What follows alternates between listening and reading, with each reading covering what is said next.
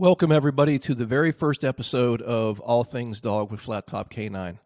If you're tuning in, I want to thank you. Please like, subscribe, and share with your friends, your family, your neighbors, your enemies. That's the only way we'll be able to get this out to the public.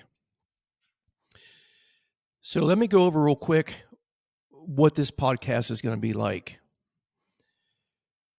You know, when you start a podcast, you want to try to think what is different than the other podcasts that are out there with similar topics. So I thought about it long and hard, actually, and I said, let's just talk dog. And so what I want to do is I'm going to talk about real life experiences with dogs that I've trained, with dogs that I have evaluated, dogs that became clients, dogs that didn't become clients. I get a lot of phone calls, so a lot of what we talk about is going to be phone calls that I've gotten, issues that dog owners have, everyday dog owners. And I thought it'd be good just to kind of touch on these things and explain how I would fix the issues. And that's really what this is going to be about, because this is how I do things, not how another trainer does it. And if you're a trainer out there and you're listening, you may disagree with some of the things I say, and that's okay. But the things that I'm going to talk about are going to be ways that I have dealt with it and have been very successful. So it kind of goes back to the if it's not broke, don't fix it type thing. But I'm always open for suggestions as well. But if you're training a dog, if you're, let's say you're another trainer and you're training a dog, and as long as you're treating the animal in a humane way and you're giving your client the results that they're looking for, and I'm doing the same thing with my methods, then everything should be fine. If you're not treating the animal right, if you're being unethical in your practices and ripping people off, if I find out about it, then we're going to probably expose you. So don't do that to people. There's too many people right now that's out there doing it right here in Murfreesboro, Tennessee. And I hear it almost on a daily of people getting ripped off. So there's going to be a lot of Q&A. I've got a ton of questions that we will be going over, and it's never ending. And so what this will not be is an hour of me having a dog up here and doing a free 1 hour lesson for everybody. That's not what it's going to be.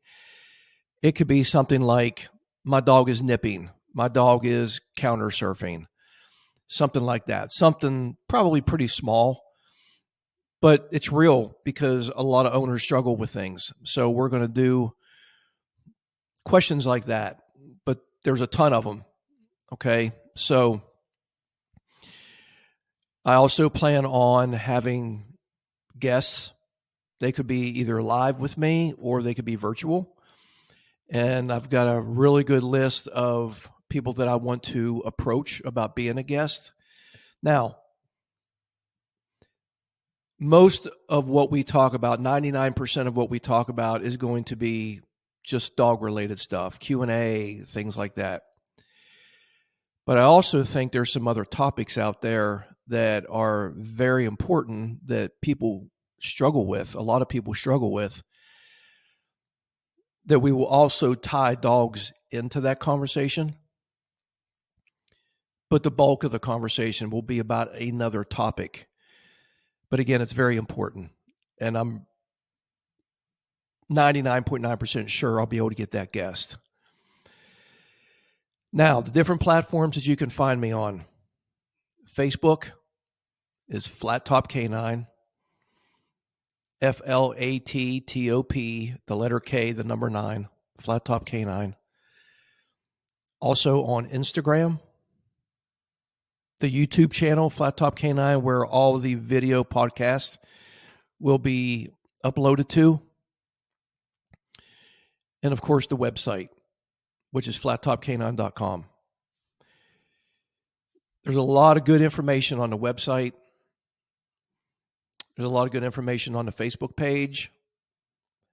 I'm more active on Facebook than I am Instagram, and that may change. But there's other things on there. I have training that I've done with the dogs that I have in for training. But there's other things on there like posts about Thanksgiving and Christmas and things like that. But there's a lot of good content on there. You can get a really good idea about me, my approach to training. And then you can take that and compare it to other trainers that you might contact about training. And if you're out there listening, if you got an issue with your dog, first, I would love to be the one to help you. But please do your due diligence when it comes to researching trainers. I talked to somebody just a couple of days ago, and they got ripped big time. Trainer charged them $2,200, and they took the dog for one day. And because of their marketing, they got sucked into it, and the client's not happy. She's not happy. So she will be coming to me, and we're going to fix some things, and then we're going to work with her other dog. And I hear this all the time, people taking their dog to a purely positive trainer that says, yeah, bring your aggressive dog. The dog is like extremely dog aggressive. And then when they get there, they kick them out. And then they don't give them a refund when it was their fault because they told them to come. It's unethical. It's just unethical. And so you got to treat people right. You just have to. And if you don't, I just don't see how your business can thrive. So I guess I wouldn't plan on talking about that, but I just figured I'd throw it out there because this is my podcast, so I can do that. Thank you very much. Thank you. But anyways, those are the platforms that you can reach me on. And this is going to be, for the most part, unedited. If I say if I cough, all those things, I want this to be live. I want it to be raw, and I want it to be real. We could talk about topics that I may get choked up about, and that's okay. I'm not going to edit that stuff out. So some people may see these and go, oh, you shouldn't have done this, you shouldn't have done that, and that's your opinion, and that's fine. But I want to keep it real, okay? So trying to come up with a first topic for the very first podcast is kind of challenging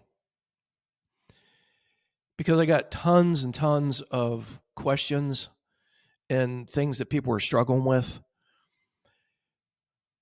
But I thought it would be a good idea to just kind of give a brief introduction as to how I kind of started my journey, where my love for dogs came from. And then thinking about it a little bit more, I thought it'd be very fitting to do a tribute to my first German Shepherd, Diamond. And she's the reason why I started everything.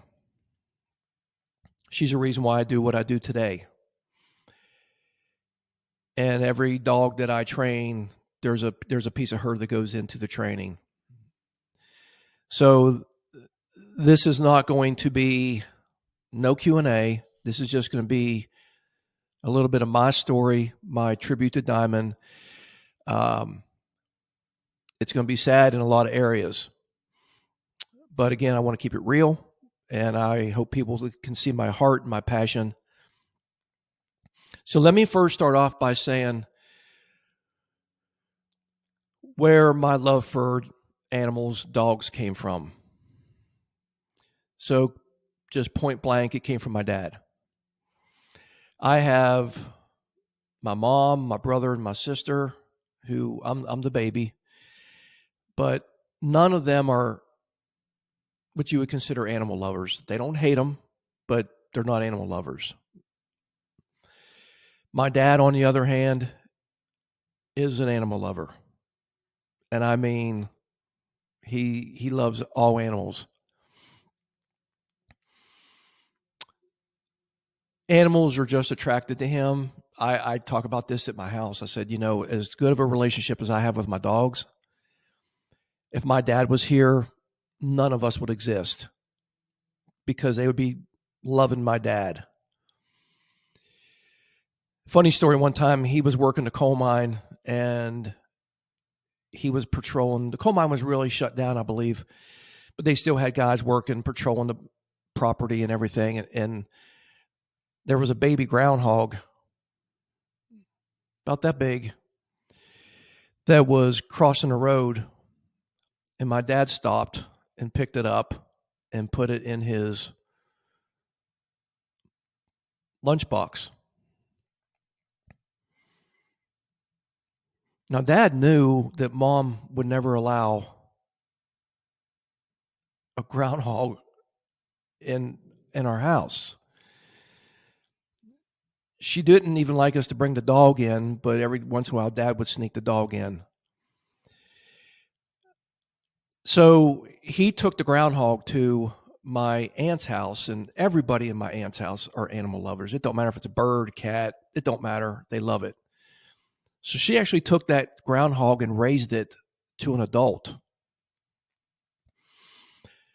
And then the groundhog started snapping at people, and so they released it into the wild. But that's the kind of guy my dad was. So that's where I get it from. If you could see my dad hold a little dog, like years and years and years ago, we had a little Shih Tzu, and the way he would hold that dog, it would be like a mother holding her new baby. And he just connected with the animals. So when I train, there's two things I think a lot of. I think of my dad, and I think of Diamond, my first German Shepherd. So I've always had dogs. Growing up, we had a dog, and when I moved away from home, moved to Tennessee, I had mutts, I had mixes, I had, and I had a beautiful Rottweiler Catahoula mix dog, very powerful dog, very powerful. Got him from the shelter. He was going to be euthanized, and I got him before he even made the back. So went out to the parking lot with the owner, and I went to go put some paperwork in my truck, and I opened up my door, and a dog came running and jumped right in my truck. So I said, I guess he's going home with me. And I don't remember how many years I had Ryan, but he was a fantastic dog. But he made me nervous at first, I'll be honest. He really tested me, and I had to establish very firm leadership with him early on. And once I did that, it was great. So years down the road, Ryan passed. And as a kid, I always dreamed of having a German Shepherd. And so I said, early on when I had Ryan, I said, whenever Ryan does pass, I would like to get a German Shepherd. And so it was a little bit after he passed, but I started searching for a German Shepherd. A friend of mine said, why don't you look at rescues? And I said, yeah, I'll definitely do that. So I started searching, and I found a rescue that had one that had only been in foster care for like a week. And the story behind it was there was no behavioral issues. There was an older man, his wife had passed, and he was downsizing, so he moved to an apartment. Well, he knew that there was breed restrictions at the complex, and German Shepherds was on that list like they are at a lot of apartment complexes. So he snuck her in, and they caught him like the first day. And they told him that you either get rid of the dog today or you have to move out. So he contacted the rescue. They took her in.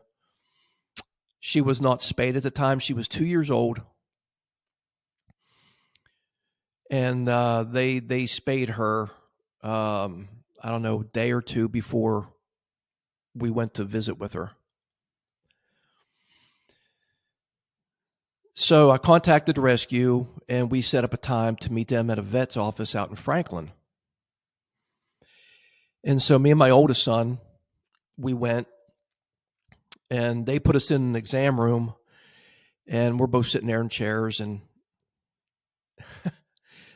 the door was open, and I look to my left, and I see this tech being dragged down the hall by this German Shepherd. And boom, now they're in our room. She comes right to me. She goes right to my son. And it was just like she had been our dog all along. And so, we adopted her. And literally from the time we brought her home, she just fell right in place with our family. I mean, took to the kids. My kids were young at the time. My stepkids were young. And I mean, it was just kind of like a match made in heaven type thing. But right away, though, I started setting the boundaries. And I had done training with other dogs and stuff like that, but I really wanted to be serious with this shepherd.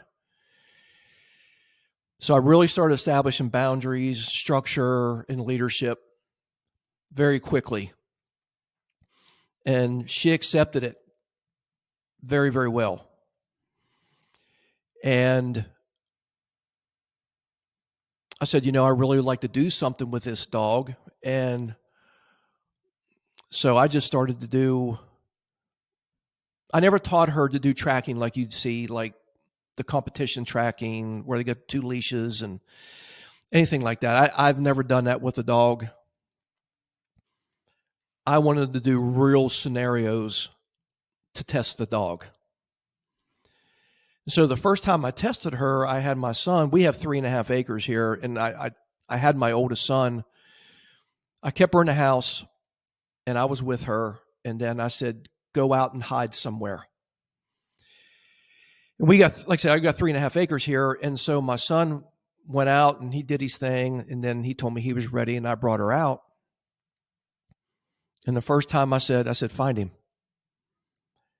And her nose went right to the ground. I don't know if the previous owner had done stuff with her, but her nose went to the ground, and she went all over the field. And I'm like, oh, this is not going good. And she went left, she went right, she went straight, she did circles, she did all kind of stuff. And then I don't know where he's at. So I'm like trying to help her a little bit. Like, why am I trying to help her? I don't know where he is, but I'm thinking she's not doing good. Let me just try something. And she wouldn't listen to me. And she just kept going to the field and back and forth, back and forth. Next thing I know, she's come from the field to my backyard, zigzagging and everything. And next thing I know, she stops on the other side of my AC unit, which is fenced in. And then I see my son's head pop up. I was like, holy cow. Man, it took her long enough. And I started telling him what she did. All the zigzagging all over the place. And he said, that's what I did. I tried to throw her off by walking out to the barn, zigzagging left and right across the field, all over the place.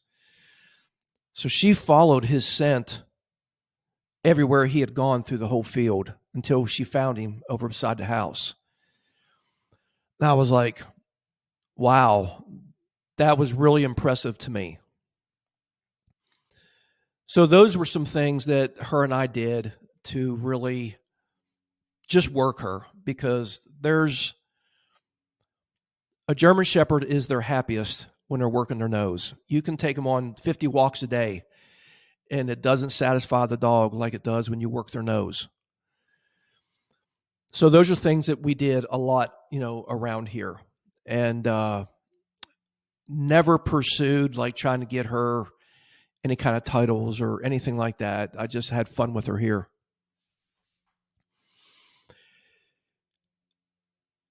A lot of people feel and think that German Shepherds are just protective dogs. Like all German Shepherds are protective dogs, and they're not. Diamond was. Okay. She didn't resource guard, or she didn't like possess us. She became that guard dog. And and she showed it a couple times. People could come in here and she checked them out, but then they could pet her. And but one time I was out in the street, and my neighbor was coming home from work, and he was sitting in his car. We just talked for like 45 minutes, and I had Diamond in a sit on my left side the whole time, and she just looked at him. And he talked with his hands just like we all do. But there was one time he was telling me something, and he was really making a point where he threw his hand up, and towards me, and when he did, Diamond came up and was almost at the end of the leash. So I calmed her down. I put her back in position. His eyes got about that big, and it was like she felt like he was possibly a threat to me, and she wasn't going to have it, right? And she's done that a couple other times. And I know that if anybody would have come in our house at night while we were in bed or whatever, Diamond, there's a really good chance that Diamond would have taken care of him. So she was really good with everybody. The kids, just an incredible dog. And we built such a strong relationship, her and I, that if you saw me, you saw Diamond. And I mean, she was by my side. Somebody else could call her, she would not leave my side.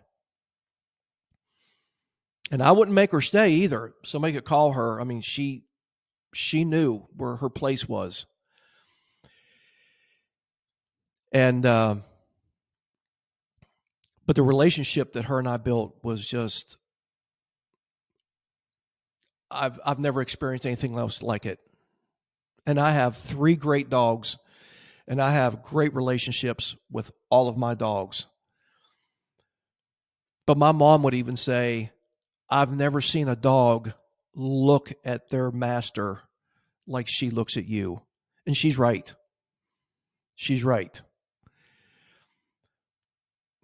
A lot of people, when they see my videos, my clients mainly, they will say, look at how my dog looks at you.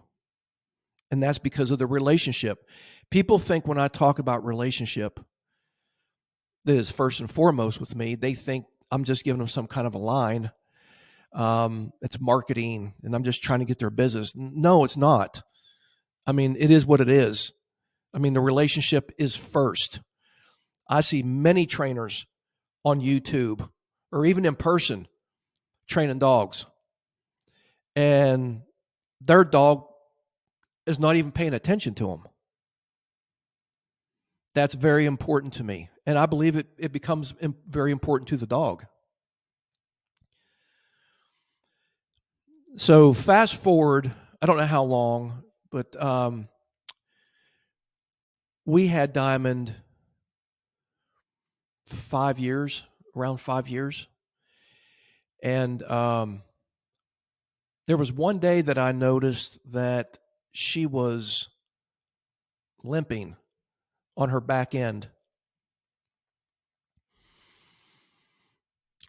Didn't really seem to be in any pain when I touched her, but I knew she was in pain. I could just tell the way she was limping. There had to be pain present. So I took her to the vet, and they did X-rays, and they couldn't find anything. In fact, they said there was her hips looked great, everything looked great. There was no sign of hip dysplasia, anything.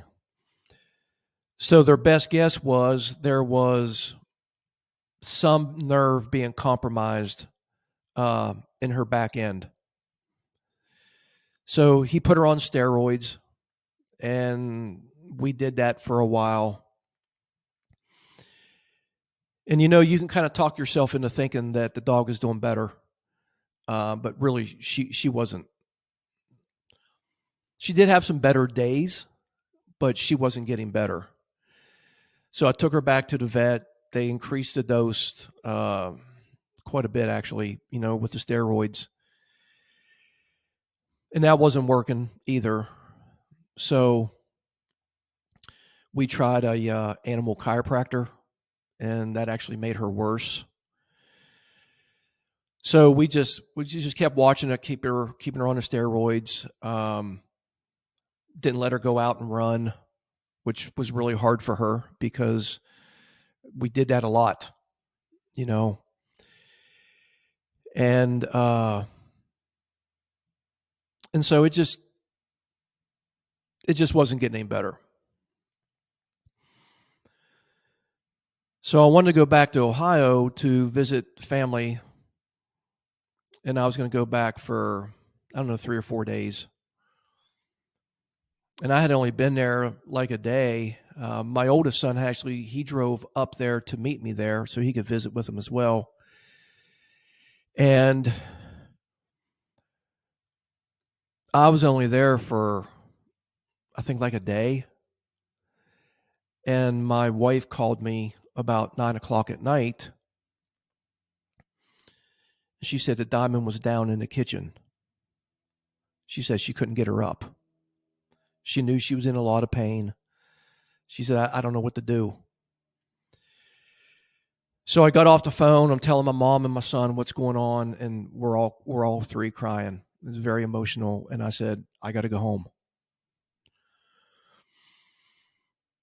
So I grabbed my luggage and I loaded up the truck, and I drove all night to get back to Tennessee.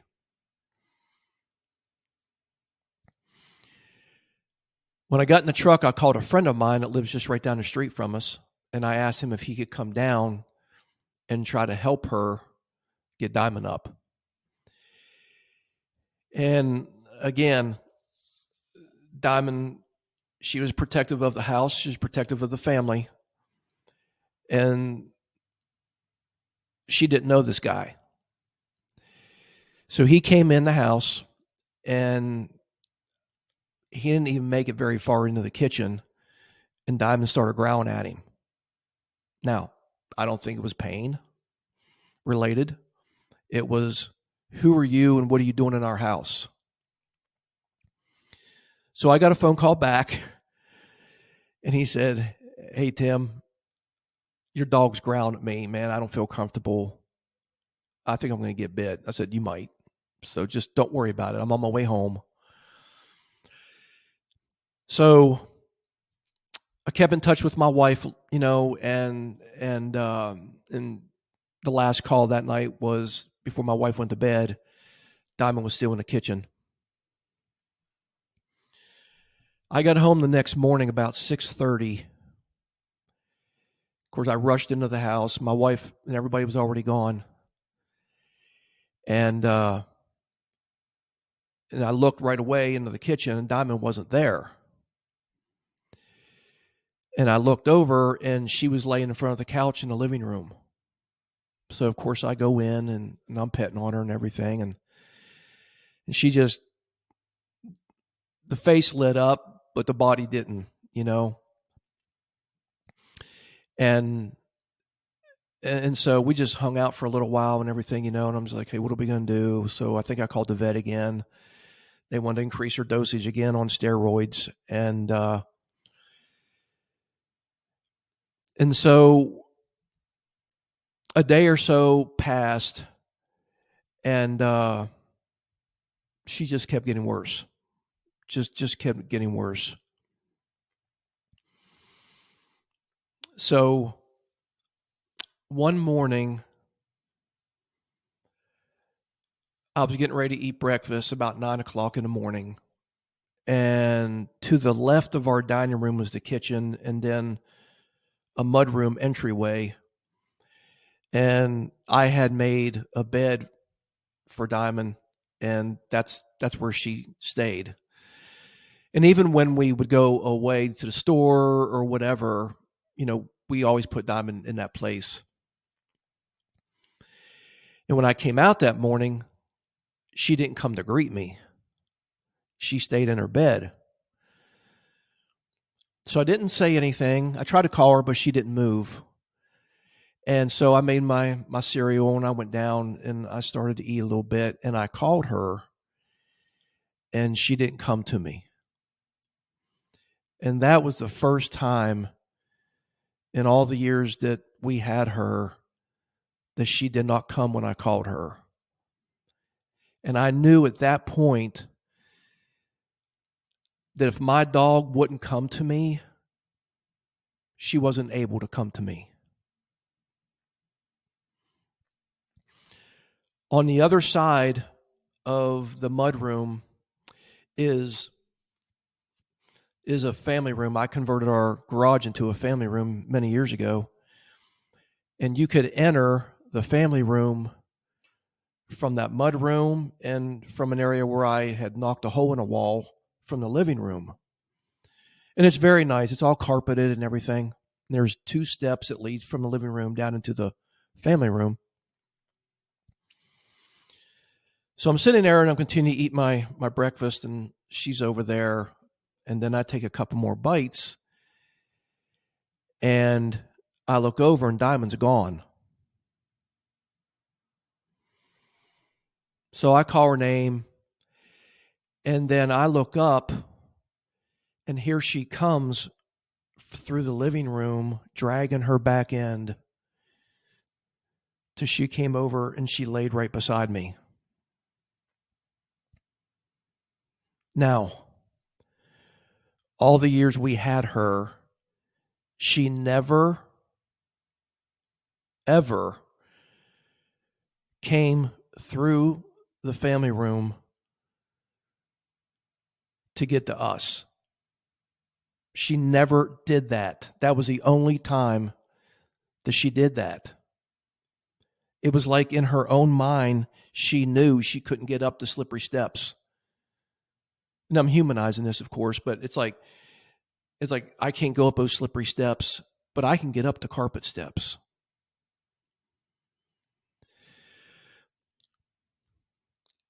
And what that showed me, it showed me the heart, the determination. All I want is to be with you. The pain that she went through, the struggle that she went through, even to get up those 2 steps, it's like it still blows me away to this day that she was willing to go through all of that just to be with me. Now, you think when I talk about relationship with training, it's marketing, it's just a line to get your business. Dogs can't lie. That tells you everything about the relationship. So I finished my breakfast, and I'm looking at her, and she's making noises because she's in pain. And I said, she's at the point to where she's literally pulling herself and dragging her back end. And I said, I can't let her live like this any longer.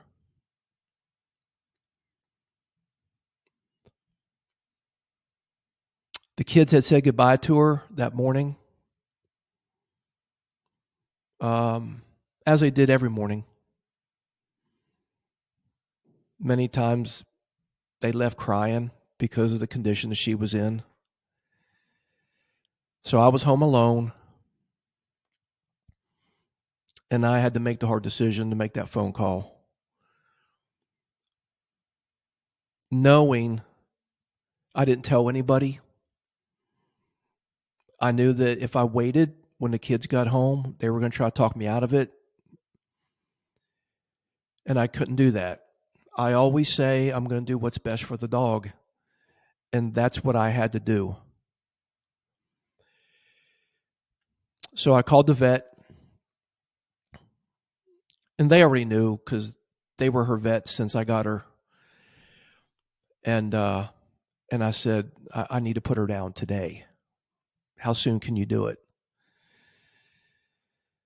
And they said, we have an opening at 3:00. Now it's 9:00 in the morning. So I've got 6 hours to just ponder on this and just try to enjoy the last hours that I have with my dog.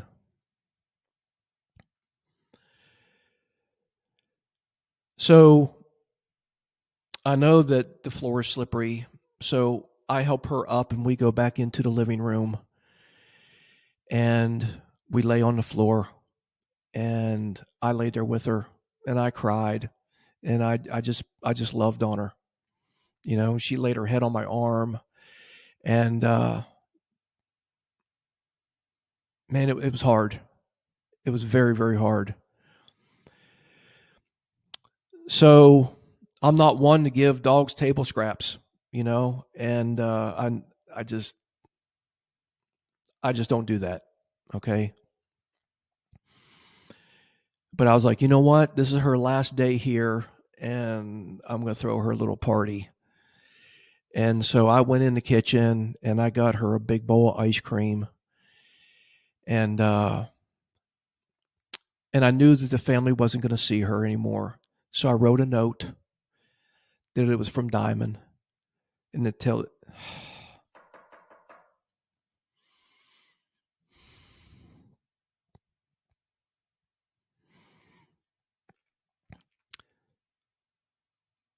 and I tried to make it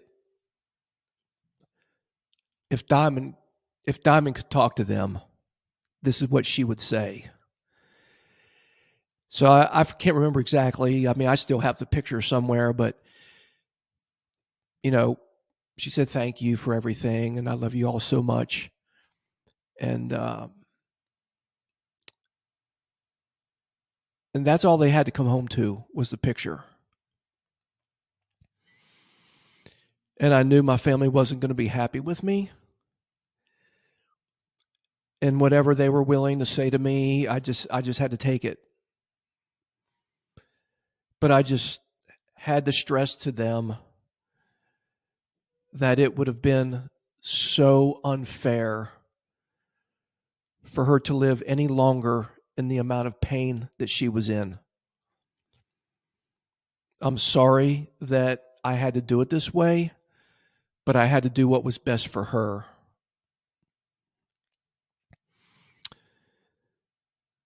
So it was a long 6 hours before I had to take her. It was a long 6 hours.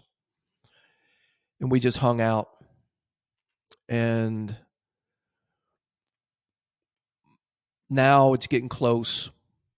And I can feel the butterflies, the nausea, and everything starting to kick in. And so I picked her up and I put her in the back of the truck. And she didn't make any noises, you know, like I heard her or anything like that. But Diamond was, she would whine a lot in the truck. You know, it wasn't too bad, but I mean, I could stop it, but I mean, she would whine a little bit in the truck. But that day, It was intense. I believe that she could feel what I was going through. Something was off, something was wrong. And that was her way of expressing it to me. I don't think it was pain related at all. It was different. I was crying. So I get to the vet's office and they open up the back door and I carry her in. And as soon as I put her down, she just falls to the floor. So I get on the floor with her, and the vet, who I've known for many years, came in with a tech, and he started asking me all the questions about, the ashes, and would you like her paw print on this piece of paper with a really nice saying on it. And then he leaves the room. They both leave the room, actually. And I'm laying there, and her head is on my lap, and I'm trying to be strong. I'm trying to, but the tears are coming down, and she's looking right into my eyes. I mean, this was a dog that could look deep into my soul. It was just incredible. So the vet tech and the vet came back in, and of course he had all the necessary things with him, and the tech's on the floor petting her, and the vet's leaning over, but he's not doing anything. And I feel in my heart that, I mean, he's known me many, many, many years. He knows the relationship that I have with this dog, and he knows this is extremely, extremely hard. It's one of the hardest things that I've ever done. It's one of the worst feelings I've ever had. And so I really feel like it was hard for him. And those 6 hours just was dragging on and on and on and on. It just seemed like it was forever before I took her up there. But then it's like, now it's time. And now you feel like you just want to go, no, just wait. Just wait. Let me have more time. Let me have more time. I didn't do that, but that's what you feel like doing. She's still looking up at me. But man, when he picked up that syringe,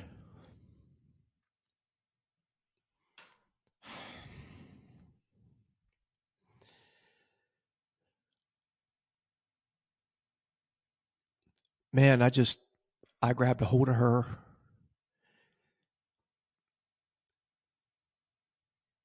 Oh, man.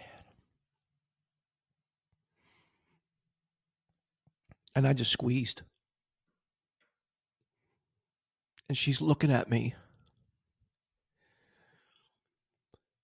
And she was looking at me, and I was looking at her until her eyes closed and she took her last breath.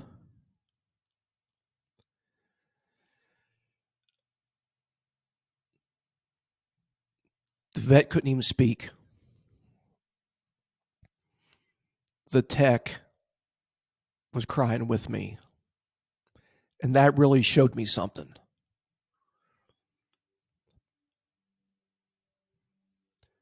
I continued to hug her, still telling her how much I loved her.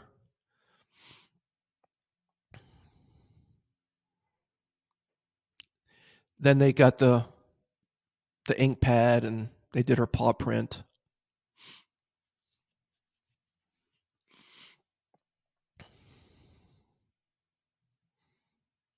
Then I left.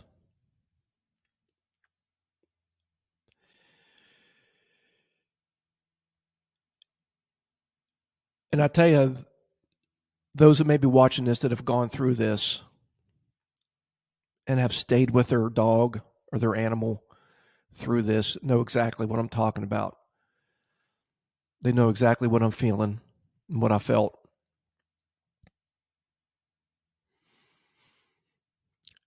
We only had Diamond for around 5 years. She was 7 years old when I had to put her down.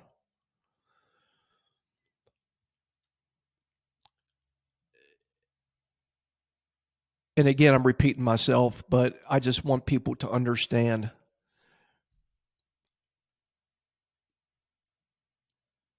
that when I talk about relationship with your dog, that's the kind of relationship that I'm talking about. Yes, we build a relationship with training and all the other things. But that kind of relationship is hard to find.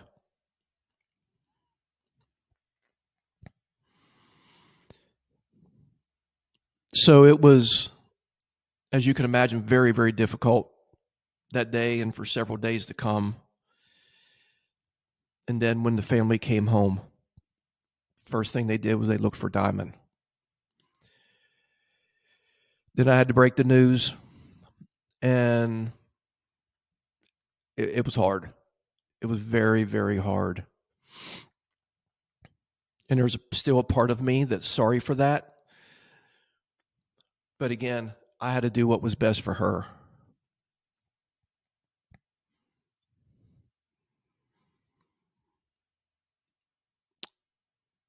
It seemed like a very, very long time that I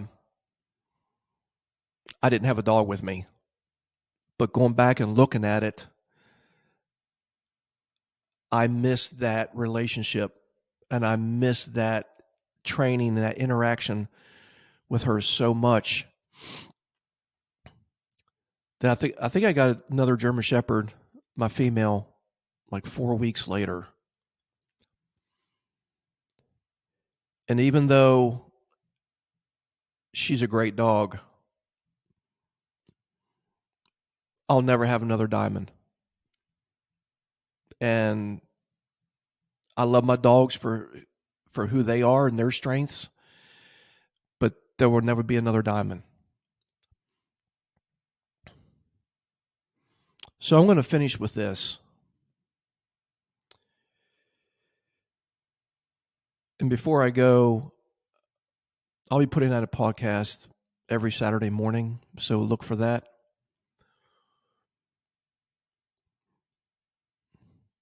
But I want to leave you with this, something to really think about. I hear a lot of people with what I do for a living talk about their dogs as, oh, they're my baby. That's my buddy. I don't know what I would do without that dog. But then when a topic comes up about euthanasia, if that time comes, I hear a lot, oh no, I can't be in there. I can't be with that dog. I don't want to remember the dog like that.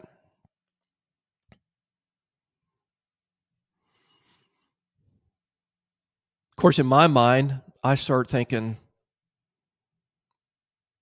they're your buddy. They're your baby. And you're going to leave them alone? I've had a couple people, one fairly recently, that we've had this conversation.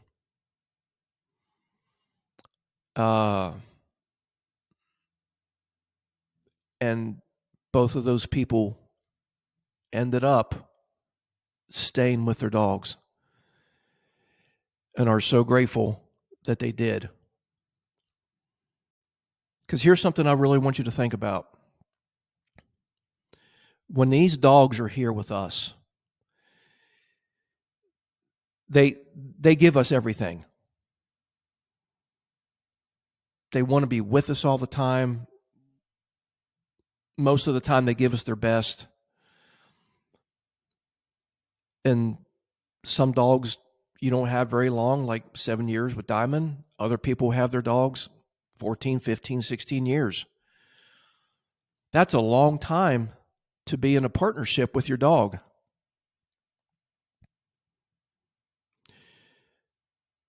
Do you really want the last memory for your dog to have to be you walking away from them before they're euthanized?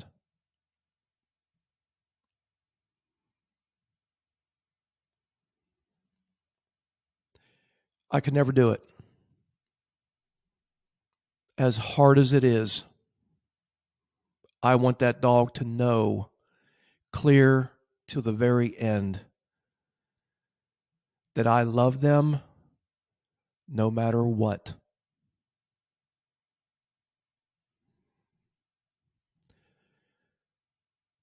I know this wasn't a very uplifting podcast, but it's real. It's from the heart.